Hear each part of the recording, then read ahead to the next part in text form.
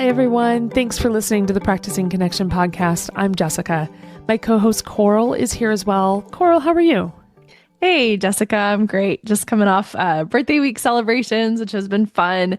Really not like a huge to-do sort of birthday person, but it was actually really fun. The family and I did a tiramisu tour. It's my favorite dessert. So they took me on a tiramisu tour over the course of about a week or so of a few favorite spots in our local area. And I have to say it might have been my tastiest birthday yet. That is awesome. Over the course of a week, I thought you went all in one day when I first heard about your tiramisu tour. No. We did it was probably 4 or 5 stops over the course of 7 or 8 days. So, oh, that's awesome. And tiramisu is also one of my all-time faves. But I don't know, have you ever tried avocado? Yes. Yes, I actually lived in Italy for several years. So anything Italy, it just sings to my heart and my stomach. So yes. Well, that has become one of my very favorites, avocado, but not very many people offer it. Not very many places offer it. Yeah, I haven't seen it much here. Yeah. So, well, and happy birthday to you. Thank you. I think this is such a great idea. My birthday is actually just around the corner, and it was actually recently that I realized that we both have summer birthdays. I might have to copy a version of this idea. I was thinking maybe like a cheese tour would be fun or something. We have a lot of cheese places around here that I could go to. A cheese tour sounds delightful. Yeah, I like the idea too. I was just trying to think, how would I do it all in one day? Because each cheese place is 30 minutes to an hour away from each other. But over the course of a week, totally doable. That is the most Wisconsin birthday tour ever. That's kind of what I was thinking too. How am I going to do something Wisconsin based? I did not want to do a old fashioned tour because that would have taken a lot. Dangerous very quickly. Yeah. Yes. So anyway. Well, so there is one thing I actually do each year, and that's a mid-year check-in. And so today our practice is actually going to be a very similar walkthrough to just mark that halfway mark on the calendar year and just check in with ourselves. And how convenient that the mid-year check-in happens right around your birthday. Right?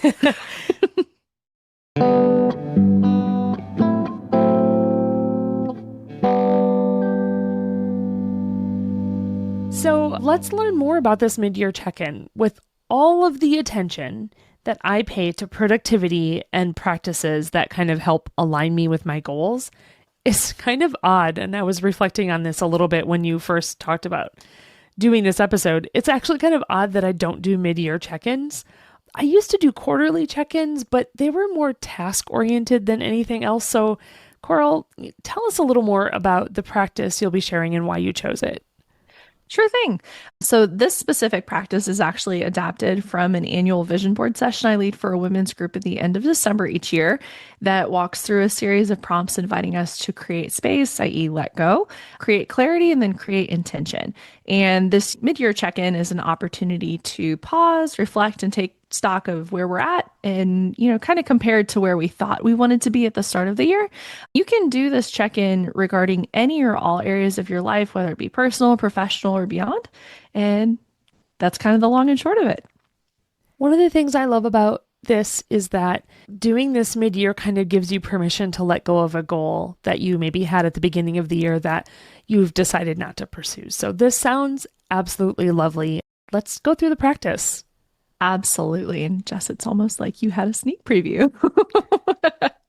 So this definitely, for all of our listeners, this may be an episode where you wish to find a quiet block of time so that you can have time and space to pause, reflect, perhaps write a little bit or think a little bit extra. And please do feel free to go through this at whatever speed makes sense to you, or even re-listen to certain segments if you need more time to consider those certain elements, or, just circle back to things. So yeah, let's get down to it. So first off, we're just going to kind of set the scene. So, take a breath. And I think the biggest thing to have a successful process here, whether mid-year check-in or if you do this also at the beginning of the year, this is not about judgment. especially because we're going to take a look back on, intentions or goals or anything that you may have said at the beginning of the year. It's not about judgment. It's just about having awareness and alignment about where we're currently at. And so to just set the stage, ask yourself, how do I feel in this moment as I begin to check in? And I think this is really important because if you're feeling a bit ruffled or unsettled, you may wish to find or circle back to this at a time and space where you're feeling a bit more centered so that you have a bit more authentic reflection and awareness of your responses and how you're truly feeling about these certain things. So if you're feeling, relatively centered, then we'll step forward into space number 2. And that is reviewing the year so far.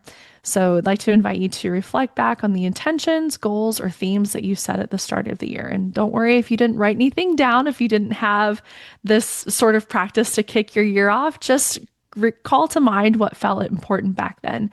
And we'll just go through these prompts one by one. And again, don't hesitate to pause if you need extra time to write, because you'll be going through these in your own real time. So first off, what intentions or goals did I start the year with? In what areas of life have I made meaningful progress? Thirdly, where have I surprised myself? Number 4, what challenges have I navigated? And number 5, what have I learned about myself in the process? For space number 3, we're going to step forward into the now and take a present pulse, if you will. So we're going to zoom into the present moment and ground into how things are actually going emotionally, mentally, physically, practically. There are 4 questions in this series. First off, what feels aligned or energized to me right now? Number 2, what is feeling a bit off, draining, or misaligned? The third point for consideration is, where am I craving more support or structure? And number 4, to round this segment out, is, what do I want more of in the second half of the year? So space number 4, now that we've looked backwards retrospectively into the first half of the year, we've taken stock of where we're currently at, how we're feeling, and where we're situated. Now it's time to reset and or recommit. And so space number 4, now that you've looked back and checked in, made some intentional decisions about what to carry forward or to shift or pivot on, we've got 4 additional questions. And so number 1 is, what goals or intentions still feel meaningful to me? Number 2, what might I need to let go of or pivot away from? Thirdly, what is one small shift that I could make this month to support where I would like to go? And number 4, and I love this one, who or what can support me in the second half of the year? And then finally, for space number 5, we're going to close it with a grounding element. And so it's as simple as wrapping this up with a sentence or a phrase that sums up your reflection. It could be an intention, a commitment, or a word for the next season, the next 6 months. And that's it. I love this. It's really interesting, the closing piece, the statement or the phrase or the word. It's really been interesting to me in the past when I've done, even though I said I haven't done mid-year check-ins, I have done exercises like this before. And that word, like I've even boiled it right down to a word, can be so powerful for the next, however many months. And honestly, sometimes my word hasn't changed for quite a long time, but I'd still keep reflecting on it. So anyway, thank you so much for guiding us through that. My pleasure. And it's so funny that you mentioned the word. So we've talked about the big calendar that I have on my wall, and at the top is written my word for the year. And I really feel like that closing with a word or a phrase or whatever, that summation is, that really kind of boils down what your intention is. It does anchor how you move through your actions or your days, what habits you pick up, what habits you let go of, how you are framing your thoughts. And it really is just a great filter that you can use in a lot of different spaces and situations. So I'm glad that you brought that up. Thanks, Jess. Awesome. Well, that's it for this episode. Thanks so much for joining us. If you enjoyed this episode, click the share button in your podcast app and share it with a friend, or drop us a line at practicingconnection@oneop.org. We'll be back next week with a new episode. Until then, keep practicing.